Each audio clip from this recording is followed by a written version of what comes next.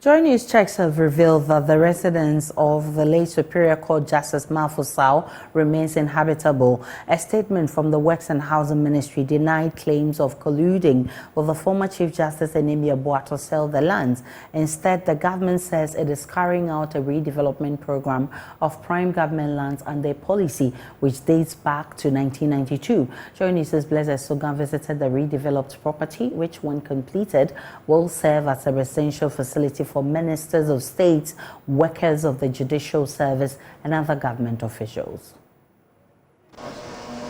This very property you see in your shots now used to house the late former Superior Court Justice Marful-Sau. The government of Ghana, through the Ministry of Works and Housing, is denying the claim that this very property has been handed over to a private developer for personal use. Instead, the government says it is part of its redevelopment program that is targeted at prime lands within the Greater Accra region for optimum use that will now house, upon completion, senior government officials, members of the judiciary, and other government officials. I want you to come with me as we explore what's in this very building and also take a look at what's in here for you. So if you come into the facility, you would see clearly that the facility is now housing a number of units, and of course, as you can see in your shots now, there are so many buildings now in this property which only used to serve as one residence for one government or judicial service staff. And it's the reason for which many are lauding this initiative, but asking government to take a number of steps that will ensure the optimum use of this property. Let's speak to one man who serves as the local leader for the area, the assembly member for the area. Good afternoon to you. You're speaking to us on JoyNews. Your name, sir? My name is Honorable Adam Yusuf, Assembly Member for Roman Ridge electorate. I see, which means that you know this area too well. Describe this property we are seeing now to us. We understand that it used to house only one building. Okay, yeah, it's true. In fact, this particular property here is like an acre of land. We used to house about one property, one tenant, and that tenant was a prison officer.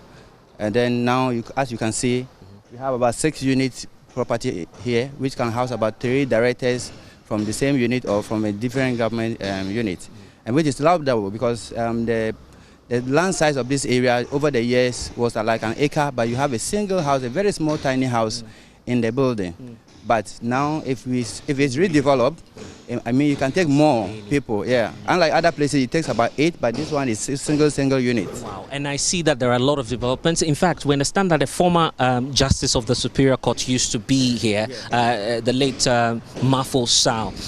So just describe to us what used to happen. So you have just one person living in this large vast area of land. Is that the case? Yes, that's absolutely true.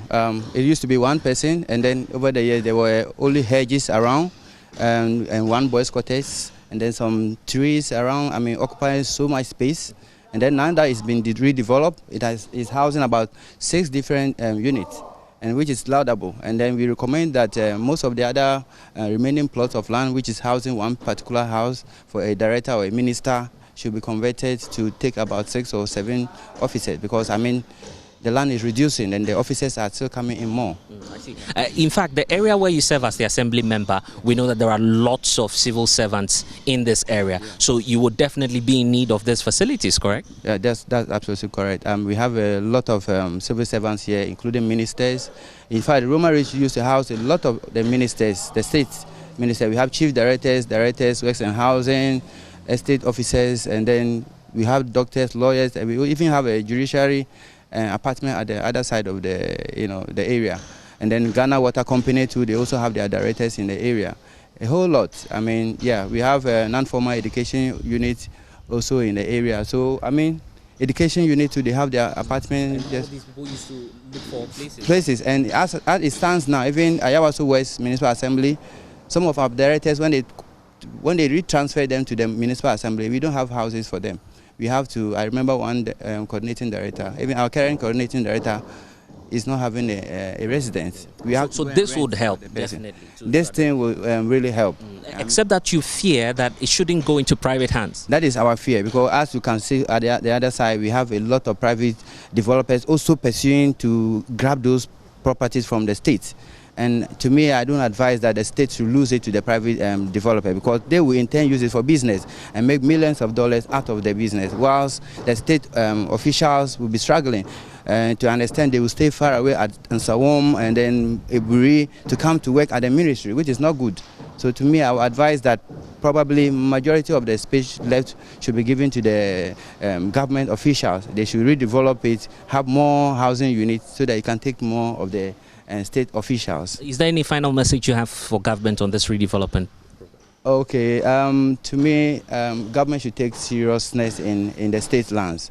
They shouldn't allow it to go into the private hands totally. I mean, they should have majority of control of the houses. I mean, if you look at the other side of the area, we have Goyle head office also coming into the area. They can use some of those properties to also, build state houses or state institutions. I also work municipal assembly, for instance. We need a very big space to put up our municipal assembly, and as it stands now, where we are getting is a limited space. So we entreat those like working in housing not to allow private developers to take charge of all the state lands, leaving the state institution. And probably the assembly member too for the area, they should try and then get a housing for the person, because to me, I'm living in a rented place in the area, even though I'm the assemblyman working for the state. Yes. So something should come to you. You should also definitely, I should have housing so that everybody, not me, maybe future assembly member will know that, he has a place, and the people in the area will know that this is where our assemblyman is. Anytime we need him, that's where we can go and get him. Honorable, we're grateful for your time. And so this is giving you a sense of the property. Probably for many of you who are not aware of this place, it's right within Roman Reach, and the work is still ongoing, because you can hear, of course, some carpentry work still underway here within this facility, which will now, upon completion, serve as the residence of senior government officials, of ministers, and some judicial staff members. This is the facility that government says is earmarking, not just this, but those at Laboni, Cantonment, and across parts of the Greater Accra region, that will serve as that government's redevelopment project to optimally use government properties across the country. Blessed Sugan reporting for Joy News, Roman Reach, Accra. But what does the country's law say about the state lands and redevelopment? There's more in the following News Desk report. Ghana's constitution under Article 20, Clause 5 mandates that lands acquired by the government should serve public interest or their intended purpose. Additionally, Clause 6 grants previous landowners the first option to reclaim property not used as initially intended. Back in 1998, the government initiated an urban renewal program focusing on the redevelopment of government residential properties. The primary goal was to replace old structures with modern homes on existing plots, aiming to minimize additional infrastructure costs. Iconic areas, which were mostly previously occupied by senior government officials like Cantonments, Airport, Kanda, Switchback, and Ridge, were earmarked for transformation. The Accra Redevelopment Scheme, a significant undertaking, gained cabinet approval in 2000. Operating as a public-private sector partnership, this move introduced a novel bidding system to shape the selection process for applicants and developers. However, during the phase 2 of the project in 2003, allegations surfaced regarding procedural deviations. Since then, irrespective of the political party in power, accusations have been persistent, suggesting that prime lands were being shared with associates and favorites. Questions arise about how transparent and fair the program is, and if it truly serves the public interest. The complexity of the program raises concerns, highlighting the importance of a closer examination to ensure fairness and accountability.